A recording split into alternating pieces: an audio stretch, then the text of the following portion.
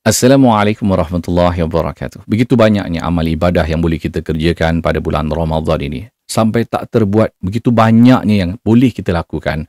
Namun kita harus beri keutamaan. Kita mesti tahu keutamaan untuk kita mengerjakan perintah-perintah Allah Subhanahu Wa Taala yang wajib dilaksanakan. Solat fardu kita sebagai contoh. Puasa kita yang bukan sahaja dahaga dan lapar.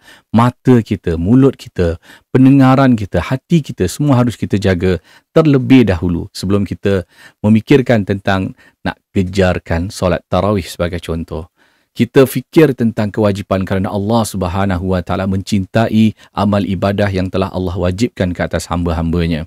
Jangan sampai kita sibuk bertarawih tapi kita melambat-lambatkan solat fardu kita sebagai contoh. Ada di antara kita yang tak solat pun solat fardu tapi terkejar-kejar untuk mendirikan solat iaitu ibadah yang sunat iaitu solat tarawih kita.